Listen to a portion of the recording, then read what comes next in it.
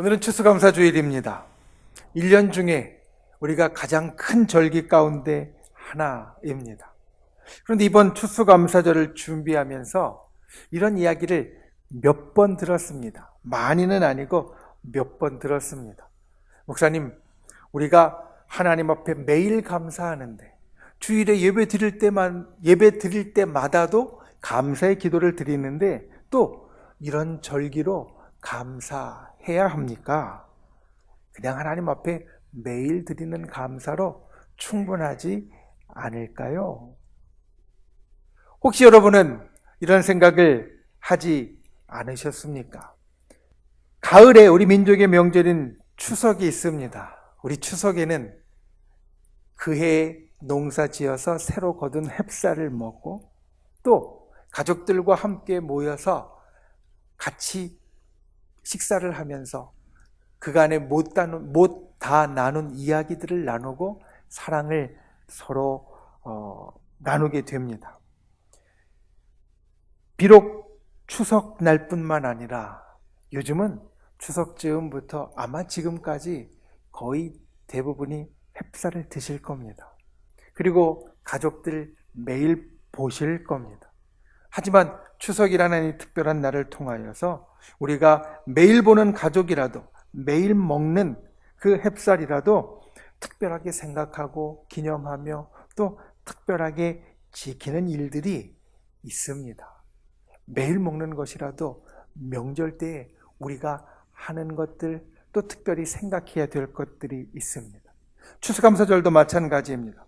우리 하나님의 사람들에게는 이 추수감사절이 감사의 큰 명절입니다.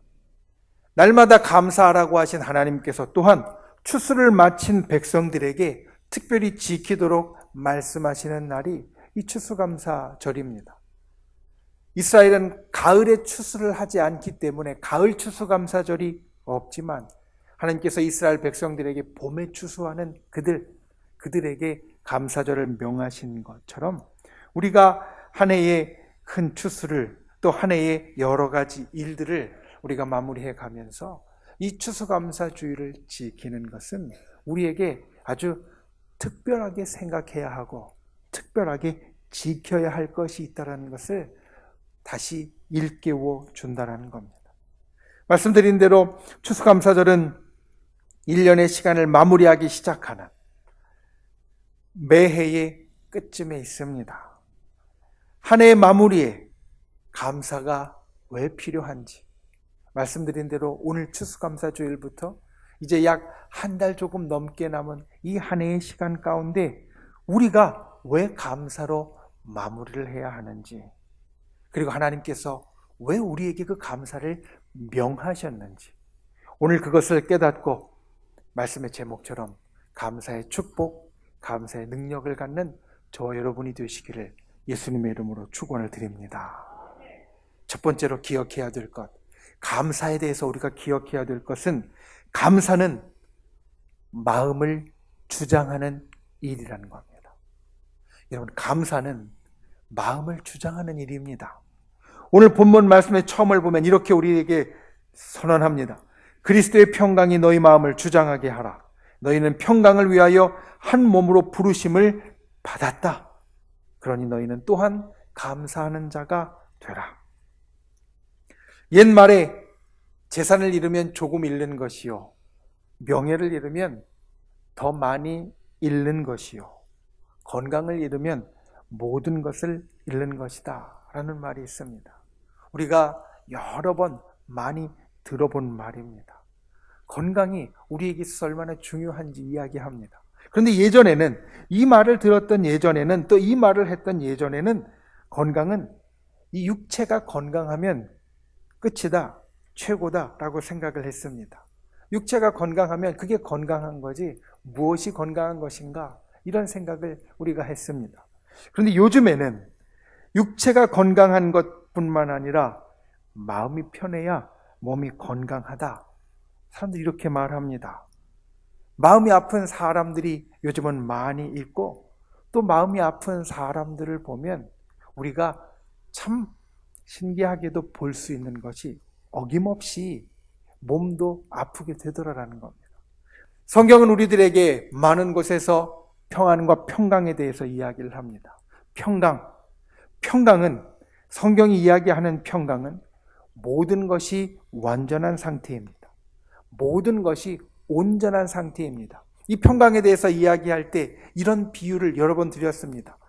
동그란 것이 있는데 이 동그란 것이 한 군데도 찌그러짐 없이 온전히 동그란 것, 온전히 둥근 것, 이게 평강의 뜻이라는 겁니다. 즉 이빨이 나간 것 같이 찌그러진 것 같이 이 동그란 모양이 흩어지거나 잘못되어진 것이 아니라 성경이 이야기하는 평강이라는 것은 이 동그란 것이 완전히 동그랗게 온전한 것을 우리들에게 말해줍니다. 그러니 성경이 말하는 평강은 우리의 몸에서 우리의 육체와 마음이 함께 건강한 상태를 말합니다. 어느 하나가 잘못되어져서 마음은 편안한 것 같은데 몸이 아프다거나 몸은 건강한 것 같은데 마음이 편안하지 못한 것 역시 평강이 아니라는 겁니다.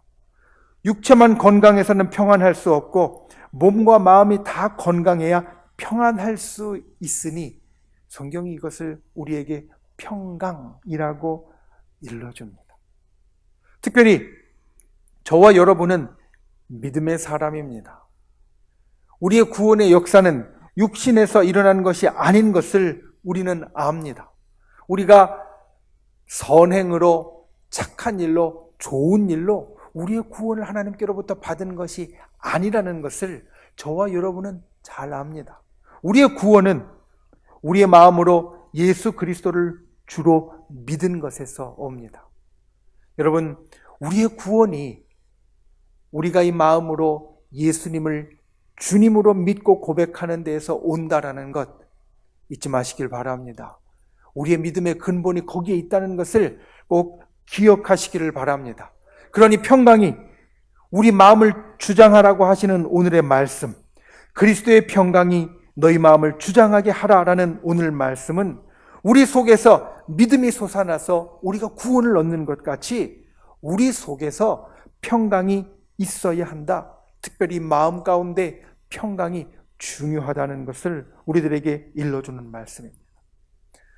인생에 여러 문제가 있지만 인생의 문제 가운데 가장 큰 것은 죽고 사는 문제일 것입니다. 죽고 사는 문제가 우리가 가진 가장 큰 문제입니다.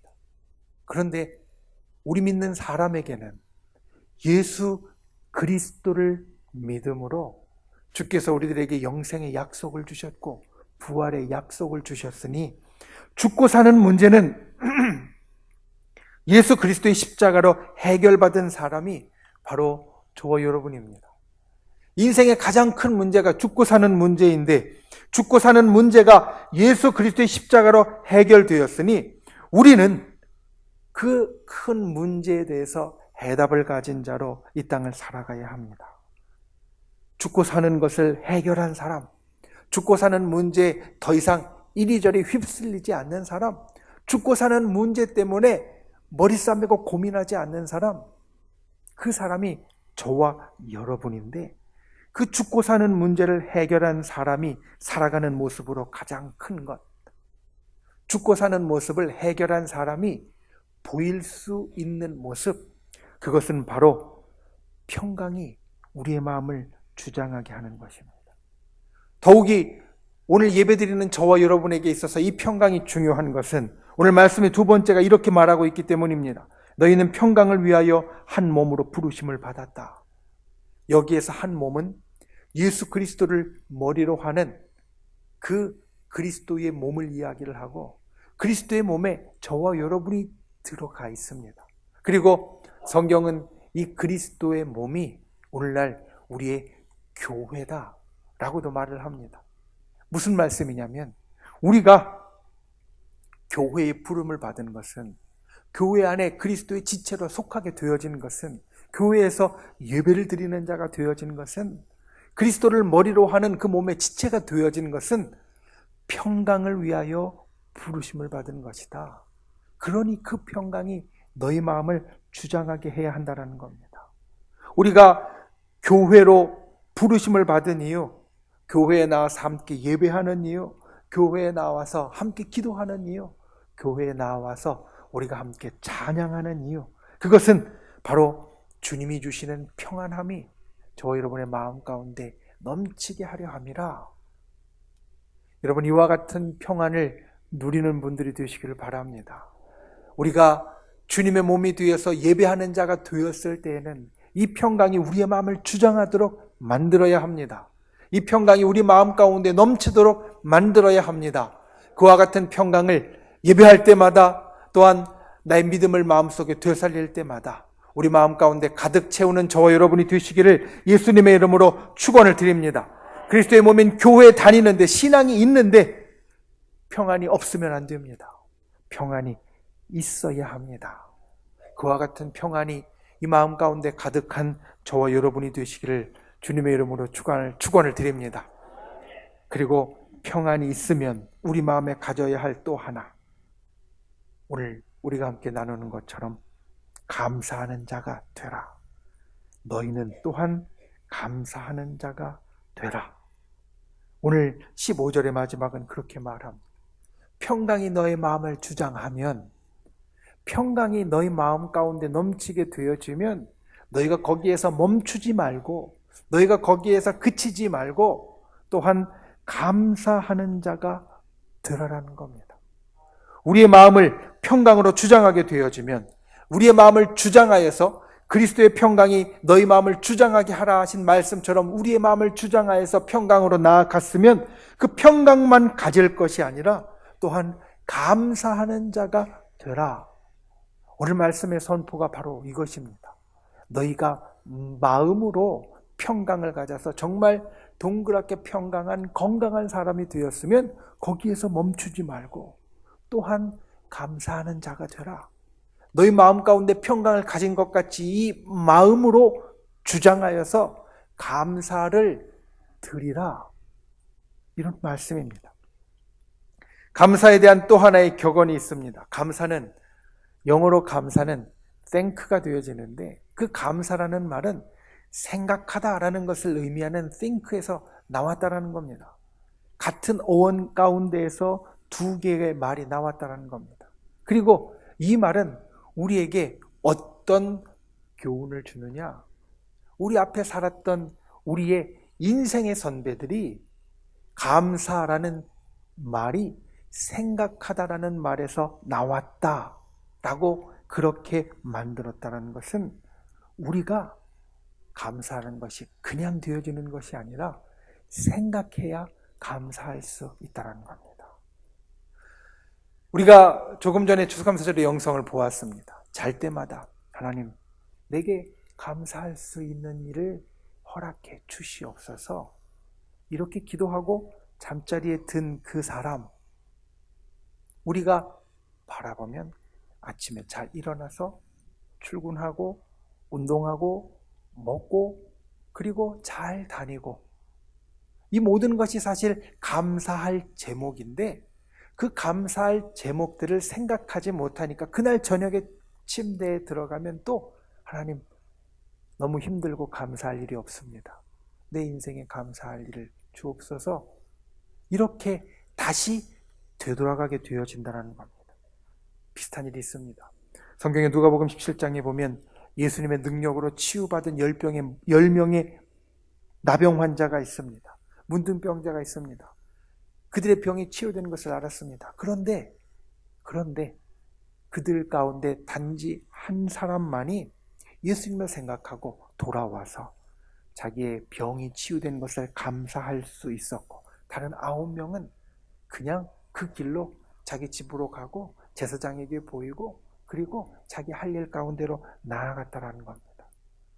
여러분, 우리가 인생을 살면서 분명히 기억해야 할 것, 그리고 정말 신기한 것은 감사하려는 마음을 먹어야 감사가 나옵니다.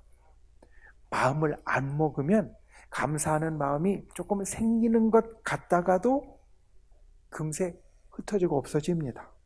감사할 만한 일이 있어도 그냥 흘러가고 끝나게 됩니다. 이 마음 가운데 내 마음을 주장하여서 내가 감사하리라 라는 것을 생각하지 않으면 내가 감사하는 것이 정말 적어지고요. 또 때로는 거의 없다시피 합니다. 평강과 비슷합니다. 내가 마음을 주장하여 내 마음을 평강으로 이끌고 가지 않으면 내 마음 가운데 평강이 있기 어려운 것처럼 내 마음을 주장하여 내가 감사를 생각하고 감사로 나아가지 않으면 감사하지 못한다는 겁니다. 여러분, 감사 마음으로 주장하여 감사할 수 있는 분들이 되시기를 바랍니다. 상황이 감사를 만들어내지 못합니다. 아니, 정확하게 말하자면 상황이 감사를 볼 수 있도록 우리를 이끌지는 못합니다. 상황은 상황대로 그냥 흘러가는 것이고 우리에게 지나가는 것입니다. 내가 감사하려는 마음을 먹고 있고 결심을 하고 있으면 내게 지나가는 일들 가운데 감사할 것을 붙잡아서 내 마음으로 가져올 수 있지만, 내가 감사하려는 마음을 먹고 있지 않으면, 내가 감사하려는 마음을 갖고 있지 않으면 지나가는 일들 가운데 감사할 만한 일들은 그냥 흘러가는 일로 그치게 되어진다는 겁니다. 마음에 결심이 있어야 감사를 볼 수 있고 감사를 할 수 있다. 이것을 기억하십시오. 우리의 마음을 주장하여 평강한 것처럼 우리의 마음을 주장하여 또한 감사하는 자가 되라는 오늘 말씀을 기억하고 저와 여러분이 감사하는 분들 되실 수 있기를 예수님의 이름으로 축원을 드립니다. 진정 마음에 감사의 결심을 하고 그와 같이 우리의 삶에 일어나는 감사를 끌어올 수 있는, 볼 수 있는 저와 여러분이 되시기를 예수님의 이름으로 축원을 드립니다. 두 번째, 감사는 예수님을 힘입는 능력의 일입니다. 여러분, 감사에 있어서 이것을 기억해야 합니다. 감사는 예수님을 힘입는 능력의 일이라는 겁니다. 오늘 말씀의 두 번째 부분은 우리들에게 이렇게 선언합니다. 16절과 17절 말씀, 그리스도의 말씀이 너희 속에 풍성히 거하여 모든 지혜로 피차 가르치며 권면하고 시와 찬송과 신령한 노래를 부르며 감사하는 마음으로 하나님을 찬양하고 또 무엇을 하든지 말에나 일에나 다 주 예수의 이름으로 하고 그를 힘입어 하나님 아버지께 감사하라. 조금은 긴 구절입니다. 그런데 이 구절에서 16절과 17절에서 성경이 우리들에게 보여주는 것은 감사하는 자는 이러한 일을 한다는 겁니다. 감사하는 자는 말씀으로 풍성해지고, 감사하는 자는 봉사하고, 감사하는 자는 찬양한다는 겁니다.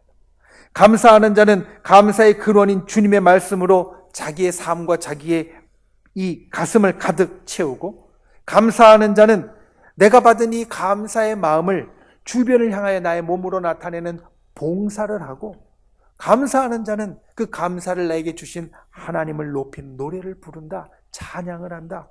감사하는 자는 이와 같은 일을 한다라고 오늘 말씀은 우리들에게 선언합니다. 그런데 생각해 보면 우리가 말씀으로 나의 삶을 풍성하게 하는 것과 봉사하는 것과 찬양하는 것, 이것은 사실 신앙의 사람들이 하는 일입니다. 믿음이 있는 사람은 하나님의 말씀을 잘 알기 원하고, 믿음이 있는 사람은 주님의 일로 봉사하고, 믿음이 있는 사람은 하나님을 높이는 찬양의 일을 합니다. 믿음이 있는 사람이 마땅히 해야 할 일을 감사하는 사람이 하는 일이라 말씀하고 있습니다.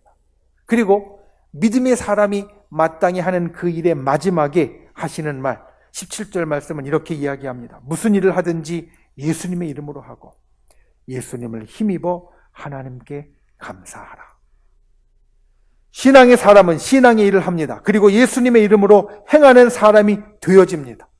믿음이 있는 사람, 예수님의 사람, 그리스도인, 크리스찬은 무슨 일을 하든 내 이름이 아니라 예수님의 이름으로, 그리스도의 이름으로 하는 사람이 되어집니다.